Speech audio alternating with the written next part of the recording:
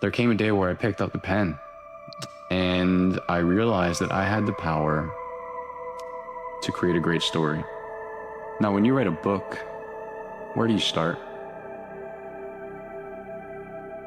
You don't start at the end. You don't write a book backwards, do you? No, you start with chapter 1. You start with chapter 1, and today is your chapter 1, my friend. What do you do now? Maybe for the last week, month, year, few years, you've been allowing life to happen to you. You've been allowing your circumstances to determine your fate, your behaviors, the way you think, how you view yourself. This is where things change. Every man addicted to something. Some smoke, some drink, some chase girls, some waste time. But real man, he addicted to discipline, to early wakes, to prayer, to training, to silence. Discipline no need motivation. Discipline move without feeling. Discipline say, I go anyway, even when tired, even when lonely. Discipline is best addiction. You want strong life? Discipline build it. You want peace? Discipline protect it. You want respect? Discipline earn it. No shortcut, only work. You keep looking at the whole mountain and convincing yourself it's too steep. But you don't need the strength to finish the journey right now. You just need the guts to take the next step. So stop obsessing over the finish line. Start proving yourself in inches. Because every step compounds. Every rep adds up. And before you know it, the mountain isn't something you're staring at. It's something you've already conquered. You don't need all the courage today. You just need enough to move forward. And you already have that. Your life is a direct reflection of the thoughts that you think. And so if we're honest with ourselves, that's the fucking truth. Okay, and this is why so many people get caught up in this cycle of mediocrity. It's because all they think about is how hard they have it. If all you think about is how hard the fuck you have it, guess what the universe is gonna give you? More hard shit, right? It gives you more of what you think about. So it's important for you to understand that, you know, you need to be aware. You need to develop a certain level of awareness. Like when you start thinking negative thoughts, you need to push those out. The truth is, you must keep going. I repeat, keep going. Why? Because you deserve to see what happens when all your hard work pays off.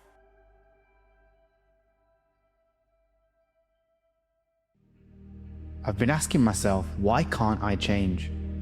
Or what's going on with me?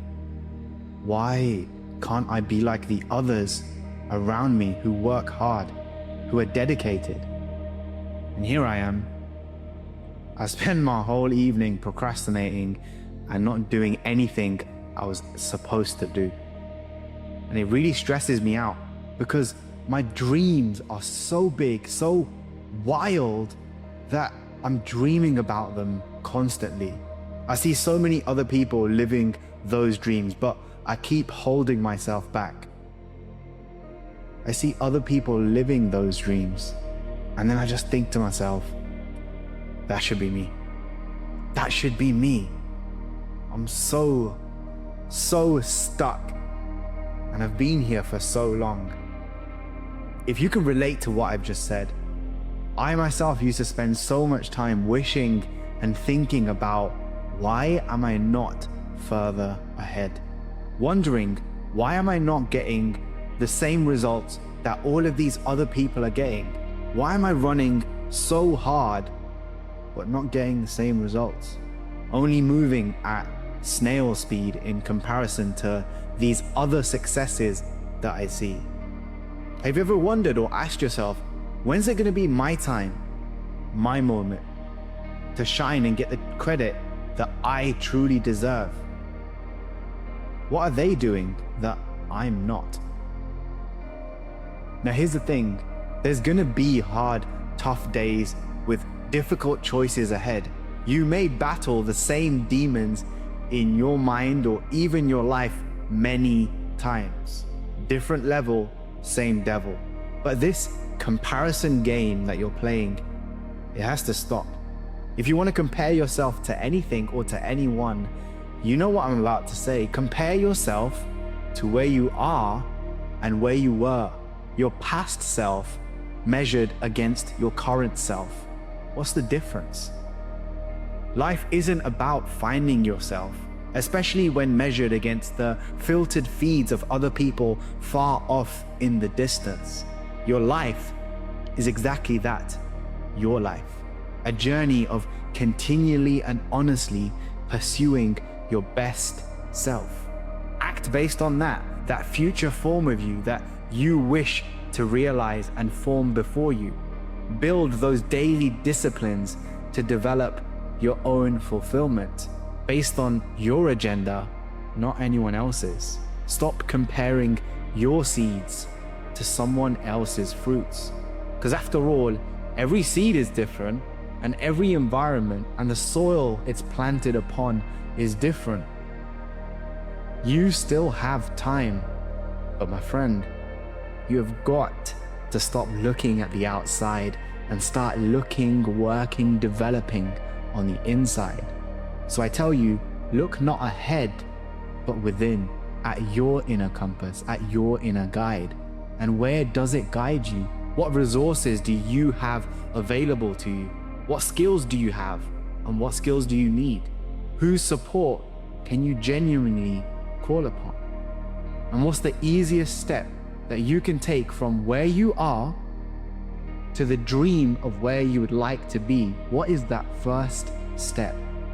Everyone talks so much these days about vision. To be successful, you need to have a vision. To find your path, you need to have a vision. To build your dreams, you need to have a vision. But what about foresight? The mental faculty to predict what will transpire or be needed in your future. Can you predict it? Can you commit to it and say no to the demands of others in favor of your own designed agenda for yourself, your own foresight? The ability to see a vision so clear, you develop exactly that, foresight, seeing things before anyone else around you. The particular faculty of vision that will only become clear to you when you open the pathways to your own heart instead of incessantly flicking away at a feed on your phone. When, in the words of Carl Jung, you look inside to awaken, not outside to dream. Your journey, your map, your guide. Isn't that what so much of our self-absorbed society seeks? Foresight to find our way. But the problem is we compare what we feel internally with what we see externally. Distractions are just a convenient one click or tap away. So just focus for now then on taking one small step. Even if it's not perfect, you don't need to be. You just need to put in the work. Let us commit then to the work that starts today but isn't rewarded today, to the lifelong recommitment that change has begun and will continue to move in motion. Your success in life is not based on any external measure, but rather an internal feeling of your own, an internal agenda of your own. And the first place to fix your gaze is on your foresight, and not your results being a 10 out of 10, but your effort, your diligence, your commitment being a 10 out of 10. So take a deep breath, take it one step, one day at a time. Stop comparing yourself to others, and above all else, I'm right here cheering for you. Peace. One of the lines from right out of the 5 a.m. Club is, one of the DNAs of legendary is longevity.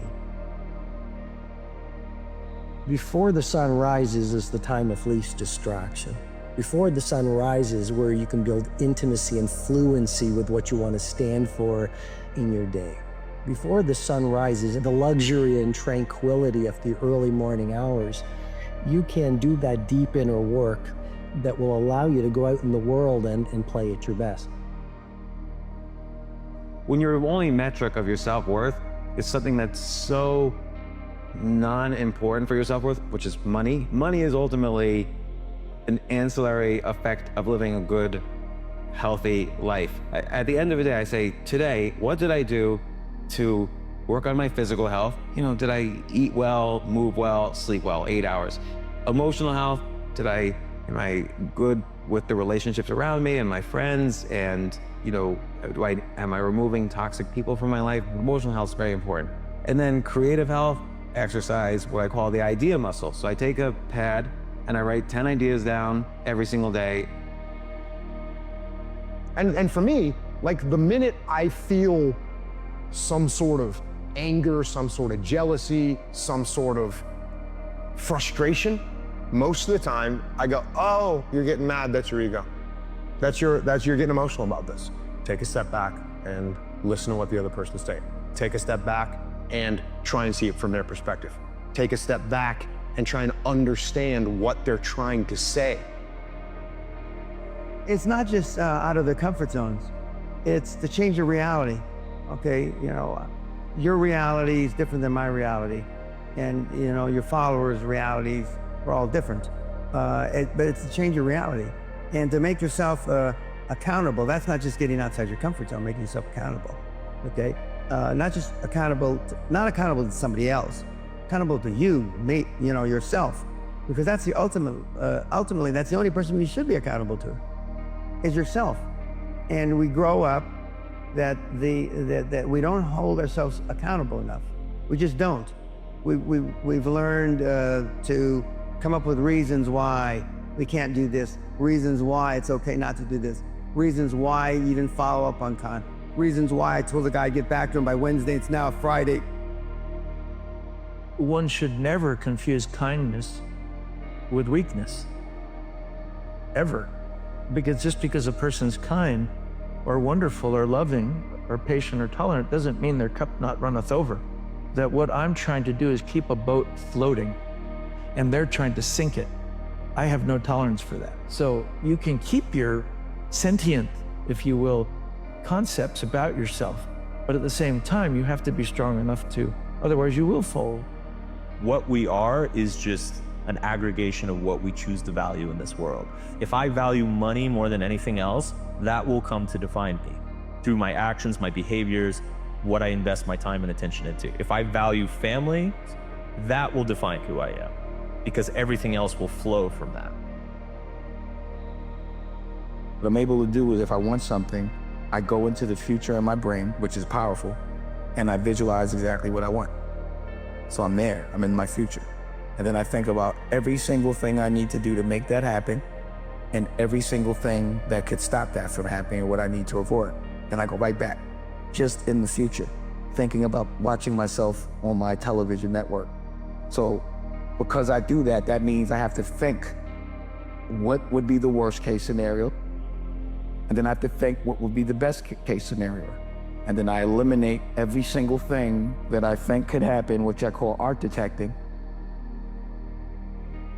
Similar to when we talked about trust and building trust and giving trust, if I want to gain the ability to influence you, well, then what I have to do is give you the ability to influence me. The more I allow you to influence me, the more open your mind gets for me to influence you. So that's what I'm gonna do. I'm gonna allow you to influence me, and the more I allow that to happen, the more influence I'm gonna have.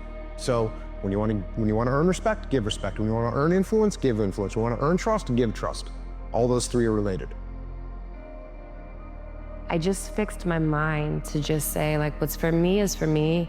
No one can take it from me. And what's for someone else is from someone else, for someone else, and I can't take it from them. And in terms of the grief of, the frustration of certain things not working out or not being fair, I just fixed my mind to say, okay, so sometimes these things aren't fair. And I have a choice. I can be mad, I can be upset, I can be hurt, I could be, jilted and have a chip on my shoulder, or I can choose to say, let me just do what I can do to change things with a little girl behind me. Let me continue to push forward and be very thankful and happy for the things that I do get a chance to do. So you can inspire people and all that energy is focused on one thing that they can visualize in their head, then it becomes a tangible reality. And I know that to be a fact because it's happened. It's a fact for me. So I continue to do that. I know that anything I can imagine, I can make happen. So I am really careful about how small my thoughts are, because I don't feel like wasting time in a 24-hour day making this much, and I can spend the same amount of time with the same amount of energy if I art detect it right at this much. And with this much, I can help so many more people that I love. I mean, good habits are hard to come by. But what's even harder to come by are people that have good habits that you can be around. That's even tougher because you are, as I've said before, you are the average of the 5 people that you spent the most time with growing up. Show me your friends now and I'll show you your future. What are the beliefs that I want to focus on so they expand inside of me? Even the thoughts that I want to focus on. What are my values? What are the behaviors that I need to embody, right? So you read these affirmations every day and you're programming yourself to live in alignment with that program that you've designed.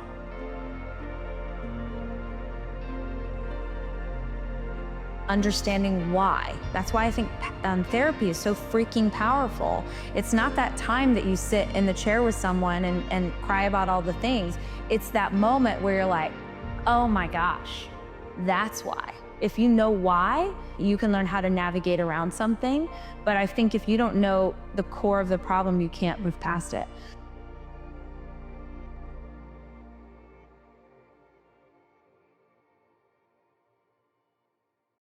An ode to people who don't believe in themselves. What comes first, belief or action? Do you need to believe that you can do a thing before you can do it? Fake it until you make it is one option, but incredibly hard if you're introspective and have low self-belief and high standards. So what about make it until you believe it? Here are some lessons that I've learned. You can believe you're not worthy of a thing and still attain it. You can be adamant that your efforts are going to go badly and still succeed. You can grip and grasp and fear and it ruin the enjoyment and be totally unwarranted and things still go well. You can have no self-belief and show up anyway.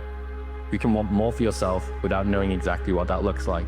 You can doubt the process, question your talent, be uncertain that you're making progress, disparage your accomplishments, permanently feel like you're not working hard enough no matter how hard you work, never give yourself a break, fail to fully feel gratitude, be terrified of never reaching your goals, and still end up in a place that your 20-year-old self could not imagine you'd ever get to.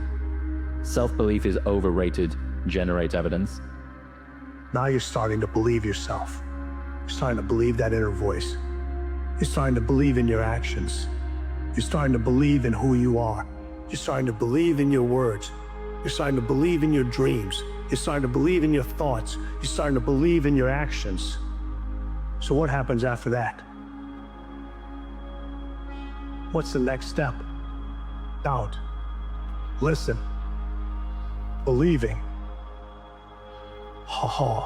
Now you start to trust the one person that you should have always trusted, that other individuals told you not to trust, and that's you. Because you're finally listening to that voice. You're finally starting to have self-belief. You stop doubting yourself for the moment. And you start to grow. You trust yourself. You trust your actions. You trust your words. Now what happens after trust? You start to grow. You've worked way too hard to let one season of darkness convince you that there's no light at the end of the tunnel. As consistent as I try to be at my job, my workouts, my own personal improvements, each and every week is still full of ups and downs. Some runs, even just a few miles, feel like pulling teeth. Other longer ones, I feel unstoppable, like I could go on forever. Some days it's so easy to get into a flow state, and I feel like I'm on track to achieving everything I've ever hoped for. And I'd be lying if I said these highs and lows didn't used to discourage the shit out of me, man. But recently, I've just been embracing the fact that nothing lasts forever, good or bad. No success or accomplishment is permanent, but it also means that no failure is permanent either, not unless you let it be. So if you feel like you've just been against a wall, like you can't break out of a bad cycle, like you've been trying everything but nothing's working, like you wish you could control everything that you can't control, that season of darkness, just keep on knocking, because you're getting exactly what you wanted, so dedicate yourself to all of it. The dreams, the work, the suffering, the hopelessness, when you signed up for all of it, you knew exactly what was expected of you, so you'd better meet the standard, or you can turn temporary into permanent. Convince yourself that this bump in the road is a life sentence, that it's just too hard. Let one season define your year and let 1 year define the rest of your life. Or maybe now the clay's just finally starting to get warm and something's about to happen, something's about to change. But that's entirely up to you to stick out to find out. Don't wish it was easier. Wish you were better. Don't wish for less problems. Wish for more skills. The same wind blows on us all. The difference in where we arrive at the end of the week, at the end of the month, at the end of the year is not the wind that blows. And the wind is blowing around the world. And it's important because otherwise you can be afraid of pursuing the things that you want to pursue, right? And that's very common. And so then the fear inhibits you as the promise pulls you forward, but it makes you weak because you're afraid. You want to get your fear behind you, pushing you. And so what you want to be is more afraid of not pursuing your goals than you are of pursuing them. It's very, very helpful. And lots of times in life, and this is something really worth knowing, you don't get to pick the best thing. You get to pick your poison. You have two bad choices and you get to pick which one you're willing to suffer through. And every choice has a bit of that element in it. And so if you know that, it's really freeing, because otherwise you torture yourself by thinking, well, maybe there's a good solution to this, compared to the bad solution. It's like, no, sometimes there's just risky solution 1 and risky solution 2. And sometimes both of them are really bad, but you at least get to pick which one you're willing to suffer through. And that actually makes quite a bit of difference. It's easy to be a victim, bro. It's easy to believe that the world just happens to you. It's easy to believe that the state of your existence is entirely the result of other people's decisions, or it's just luck. Falling short and then blaming everything else but yourself is the easy path. It's the path that hurts the least. But what you're not thinking about is the fact that there's no reward at the end of it. Your life is gonna be shitty. Nothing is gonna go the way you want. Then you're gonna get to the end of your life, you're sitting on your deathbed, and once again, you're gonna blame everyone else. You're gonna look back at your life and say, at least it wasn't my fault. Is your dog life simply not being your fault worth having a dog life? The best path forward is the hard path. The path where everything is your fault. The path where no matter what happens in your life, you find what you did wrong so you can do it better the next time. The path where there's always something for you to learn. That is the path that hurts the most, but it's the path that's gonna make you the best person, and it's the path that's gonna lead to the best life. The reason people are afraid of the word obsession, and they like to stay in the interested area. Because when you're interested about something, when you're passionate about something, it's this beautiful daydream. It's this beautiful, euphoric rainbow. But you know what the obsession is? The obsession lives in your nightmare. Obsession lives in your nightmare. That's why people love to work with passionate people. Oh, they're so passionate. They're so easy to work with. Individuals that are obsessed, they're nightmares to work with. You know why? Because every detail matters. Because you have probably dealt with everything that life has thrown at you so far. Do you think that it's because of the way that you grasped and controlled and feared and ruminated? Or could it be because you're a capable, competent, gifted person and the world is fundamentally fair, and over a long enough time horizon, most people get what they deserve? You're doing this for you. We judge people based on how much life they can tolerate, how much feeling they can deal with and carry and enjoy. And that's something that we should all try and have more of in ourselves, being that person that your younger self wanted as a role model. It says facing fear isn't about being fearless.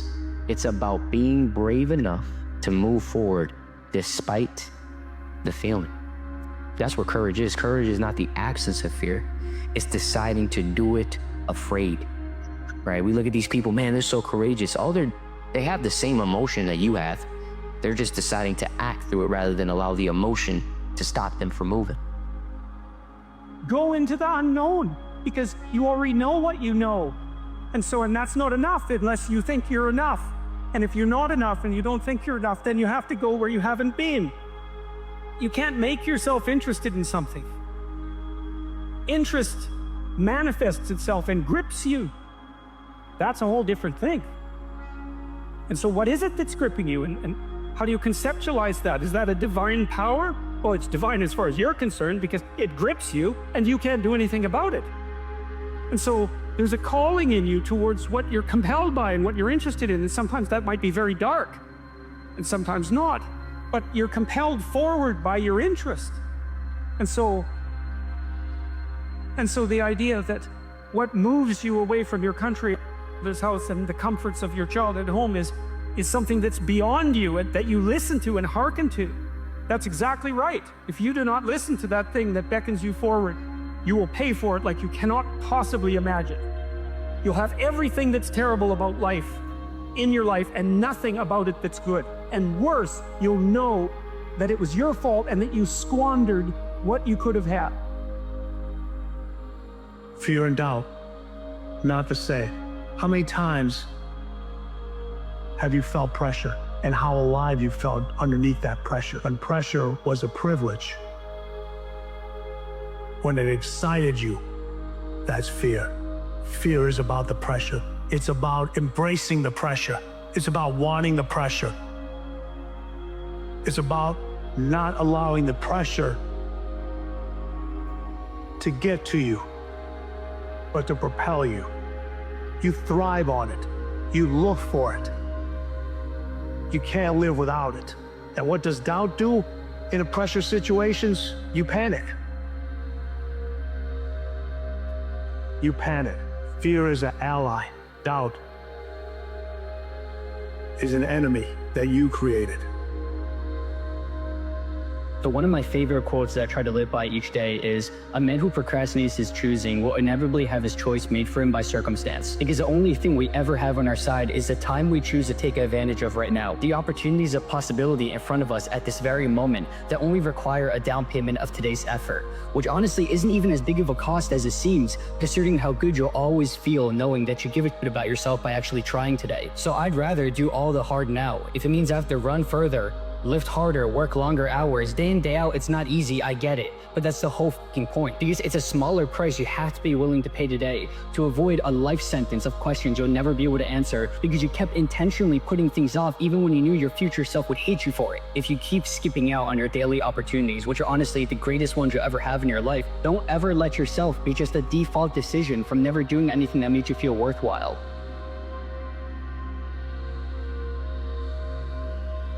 They'll say you're doing too much, that you need to slow down. But what they're really saying is your effort exposes their lack of it. They'll question why you're up before the sun, why you push when it hurts, and why you don't just take the easy way out like everyone else. And one day, when the results they didn't believe in start showing up, they'll ask how you did it and wish they started when you did. The world doesn't reward those who seek approval. It rewards those who stay in the game long enough to prove they never needed it.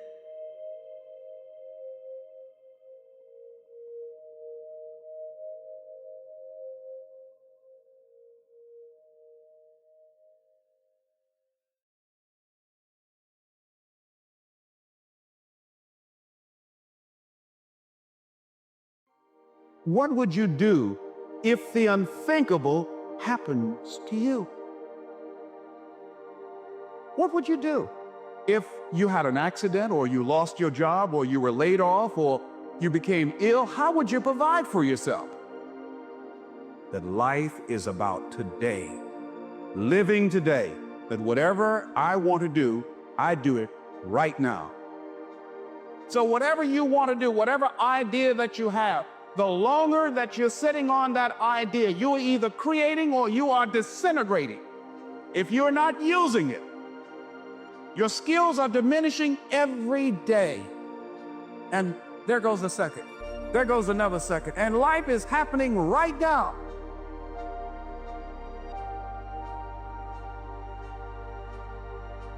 Well, maybe you're leaving out the meaning of life. That's what it looks like to me. It's like, here you are, suffering away. What makes it worthwhile? Right? It's almost impossible to describe how bad an idea that is. responsibility. That's what gives life meaning. It's like lift a load.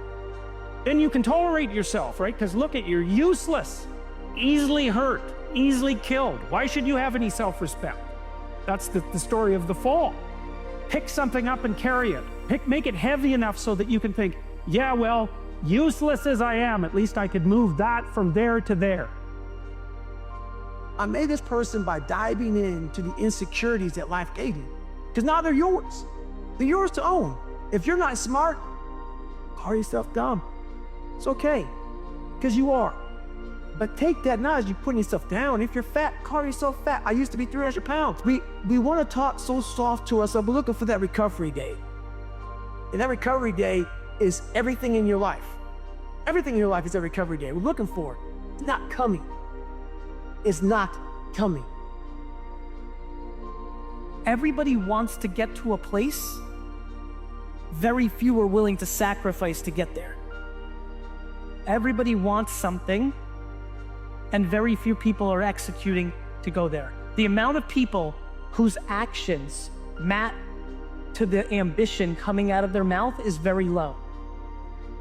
There is no shortcuts, there is no secret, there's no system or model. Self-care is saying, I want to be responsible for my future, meaning I want to give my body, give my mind, give myself what I need so that I'm playing the long game. That recognizing self-care is recognizing this is not a sprint. This life is a marathon. See, a lot of people allow fear to stop them from living their dream. Answer your calling, whatever you're called to do. Don't count yourself out. Don't say, I can't do that. Many of us go through life saying no, and you don't even know what you're saying no to. You don't know what you cannot do if you're not willing to challenge yourself.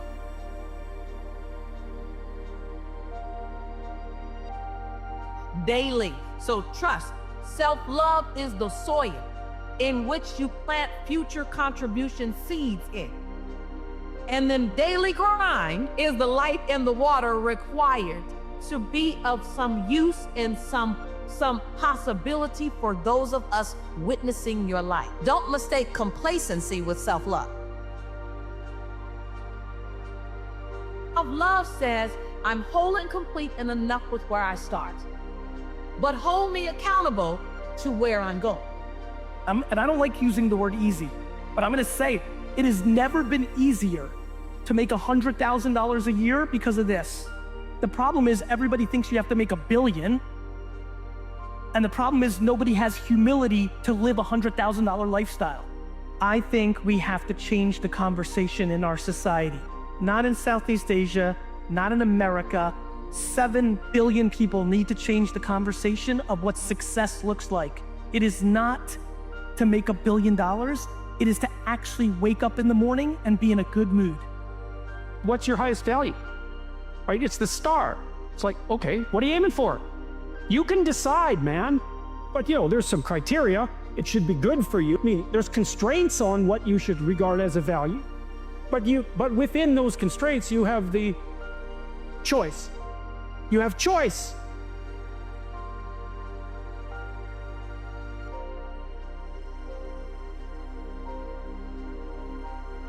I don't care how you perceive David Goggins, because through my journey, I figured out the one piece I was missing. I thought it was cars. I thought it was women. I thought it was everything. The one piece I was missing was me having the courage to face myself. Awareness plus action equals transformation. Please don't skip that plus action part, because action is the antidote for despair. John Baez says, action is the antidote. Anything that's not working in your life, you have to be in some form of action. Actually thought about your life in a 50-year window or an 80-year window, you would slow down. Everybody wants to succeed so fast because they want to prove something to somebody else.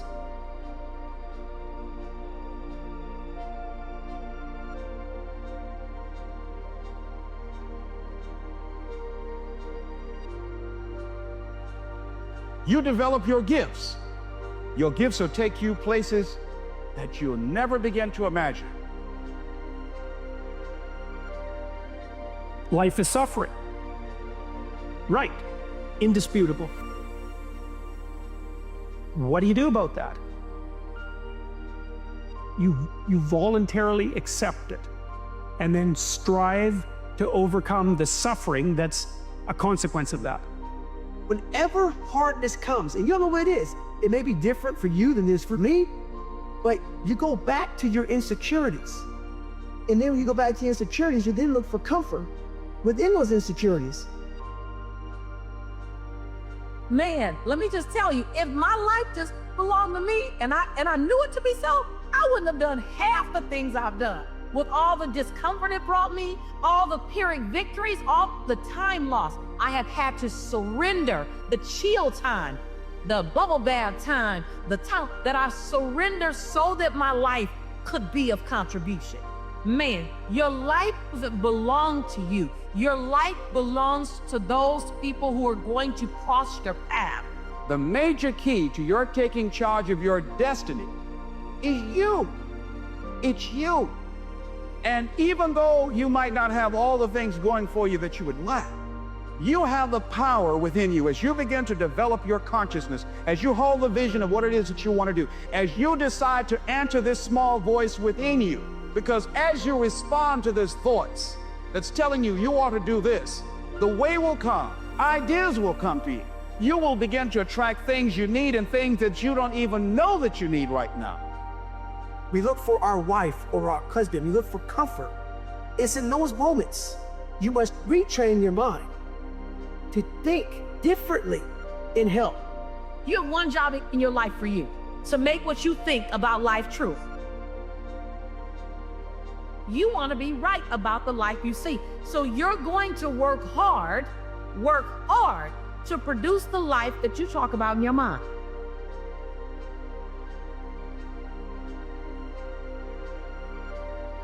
And so there are so many people in the world, and you know, you may be watching this right now, and you have these incredible ideas, and what you think is missing is motivation.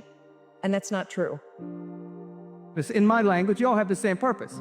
And that purpose is to reflect and to reveal the cosmos in a way that has never happened before. You can say the divine presence, you can say great God of the universe, you can say divine life. Whatever it is, we have the purpose to reveal this presence, this cosmic happening, to localize the cosmic happening in a way that has never, ever happened before. We all have different missions of how we do that. But our purpose is to reveal that, and that is how you break free from the status quo.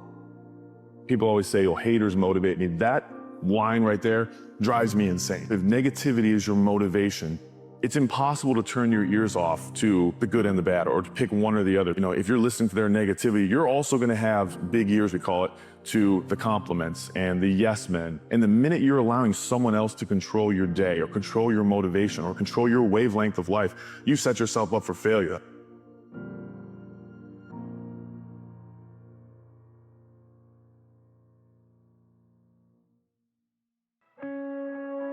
Motivation is garbage. It's garbage because it's not there when you really need it. Because knowing what you need to do, it's not enough. It's just not enough. The clock is ticking. Waiting for motivation to strike is basically saying it's never going to happen.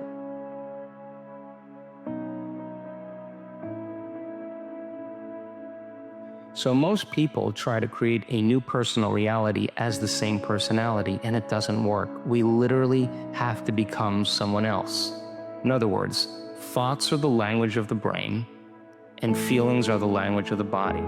And how you think and how you feel creates a state of being. So then the person says, I am insecure. And whenever you say, I am anything, you're commanding your mind and body towards a destiny. So then most people's biology is, for the most part, their past. And so if you're not being defined by the vision of the future, some new possibility in your life, you're only left with the old circuitry in your brain and the old emotions of the past. So the question then is, can you believe in a future that you can't see or experience with your senses yet, but you've thought about enough times in your mind that your brain is literally changed to look like the experience has already occurred. Every single day you're one step closer, then you don't know how many steps away you are from your goal, or from where you want to be. And you know, me personally, I don't want to tell you, don't give up. Because it could be a mental switch. That's all you need. So whether the next 6 months of your life, it's gonna be the best 6 months of your life, thus far. It's so easy to quit, bro. That's what everyone's doing, and we're not trying to go like everybody else. Always remember that. Choose just one part of your personality to develop that would virtually guarantee your success. Persistence would be your choice. Napoleon Hill suggested that there may be no heroic connotation to the word persistence, but he said the quality is to the character of the human like what carbon is to steel. Persistence is going to keep you going in the face of almost every obstacle that you can imagine. It is based upon your focus being directed towards the positive polarity in life. You see, it's not difficult to find an individual who's persistently doing what they don't want to do and achieving results they don't want to achieve. A lack of persistence is not their problem. How they're using their persistence is. Ignorance and paradigms are the enemy that we must defeat. Everyone is persistent. Our objective must be to put persistence to work for us rather than against us. You're not going to hit it out of the park on the first shot. But the crazy thing about how success works is that you only need to win once. That's the crazy part, is you only have to win once. And no matter where you're at in your journey, you've just got to believe with all your fucking heart that you're going to make it. Because no one else is going to believe for you. You need to believe and know that you're one decision, one relationship, one meeting, one book, one thought, one something away from a completely different life. And when you know that, then you begin to look for them. If I were to leave this earth tomorrow, the one message I want to get across to everybody that sees this is that life is really short. And when you get the opportunity to take a chance and bet on yourself, fucking take it. And what most people do is when the struggle or the tough season or the adversity comes, they do every and anything to try to get away from it. Anchor down and embrace it. Anchor down and embrace it. And I promise you, the storm will eventually pass. But don't prolong the storm by trying to resist the storm. Put your anchors down, put your feet down, right? Like a tree that has deep roots, and embrace the storm, and eventually it will pass and you will come out a stronger version of yourself. The biggest misunderstanding about passion is that it isn't something you find or something that just comes to you. It's something you create. Too many of us go our entire lives wondering why we aren't lucky or fortunate enough to have a natural purpose or to naturally be passionate about something when it isn't even a natural thing to begin with. True passion isn't naturally occurring. It only occurs through the action of building it. And that's the irony of it all. True passion, purpose, is never one specific thing, but it's found through the effort that you give in of itself working towards that thing, or anything for that matter. So if you've always felt like you don't have a thing that others do that get them all excited to get out of bed in the morning, then just start working on all different areas of your life and let that love of giving effort fulfill you. Anyone can try it, anyone can give it, anyone can invest in the idea of becoming. That's the purpose and passion that you've been searching so long for. Why don't you think the highest of yourself? We all should think that we're great. There's no reason for you to not think that you're great. If you genuinely believe in yourself, you are 75% already there towards your goals. Like you will accomplish them. If you believe yourself, put in the work, it's done. Nobody can make you successful but you. If you don't believe in you, why should I? If you're not going to invest in you, why should I? You are with you every single day. You know you better than anybody else, but you want someone to invest in you that hasn't spent one moment with you? If you're not willing to do that? Of course you wouldn't. You believe in you. Be the person that your mum thinks you are, or the person that your younger self wanted as a role model. Brave, courageous, earnest, honest, virtuous, like on fire. There's this quote from the ancient Greeks that says, live as though all your ancestors were living again through you. I really love that. We judge people based on how much life they can tolerate, how much feeling they can deal with and carry and enjoy. That's something that we should all try and have more of. in ourselves, being that person that your younger self wanted as a role model. What would your life look like if you had the ability to adhere to every single plan, every single dream, every single goal that you have set forth for yourself from the time that you were 10 years old to however you are now? What would your life look like? Life has a way of testing you. Sometimes it feels like you're caught in a storm that just won't end. The kind of storm that leaves you drenched, battered, and clinging to anything that will keep you afloat. The kind that makes you wonder, how much more of this can I take? Maybe that's where you are right now, right in the middle of it. Maybe it feels like the universe is against you, like every step forward is met with 2 steps back, like no matter how hard you try, it's never enough. And when you're in that place, it's easy to think the storm will last forever. But here's the truth, the storm will end. It might not feel like it now. It might not feel like there's even a glimpse of light on the horizon. But storms don't last forever. They can't. And no matter how impossible it feels, no matter how heavy the rain, the sun will rise again. It always does. The question is, how do you keep going until it does? When the storm is raging, you need something to hold on to, something that keeps you grounded when everything else feels like it's falling apart. That anchor could be anything, a goal, a belief, a memory, a purpose. It's not about pretending the storm isn't there. It's about finding something solid within yourself to hold on to when the winds are trying to pull you in every direction. Ask yourself, what am I fighting for? What is worth holding on to? It might be your family, your dreams, your future self, the person you know you're capable of becoming. Whatever it is, let it be your anchor. Let it remind you why you're still standing, why you're still fighting, why you haven't given up. When life feels impossible, the big picture can be overwhelming. You look at everything you have to face, and it feels like too much, too big, too heavy, too far away. But you don't have to face it all at once. You just have to take the next step. Focus on what you can do right now, in this moment. Not tomorrow, not next week, right now. Can you make one phone call? Write one email? Take one step out of bed? Sometimes the smallest steps are the most important because they remind you that you're still moving. They remind you that you're still capable. They remind you that the storm hasn't beaten you yet.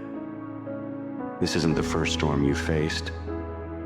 It might feel like the hardest, the longest, the darkest. But it's not the first time you've been tested. And if you're still here, that means you've survived every storm before this one.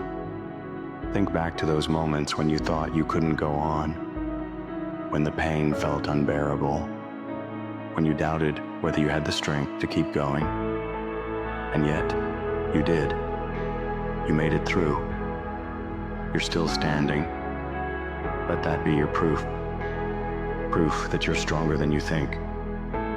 Proof that you've faced impossible things before and come out the other side. Proof that you can do it again. One of the hardest things about being in the middle of a storm is the feeling that it will never end. That this is your life now. This chaos, this pain, this struggle. But the storm is not who you are. It's something you're going through. It's not your identity. Accept that the storm is here, but don't let it become you. You are not your struggles. You are not your pain. You are the person who is weathering them, who is standing tall in the face of them, who is learning, growing, and becoming because of them.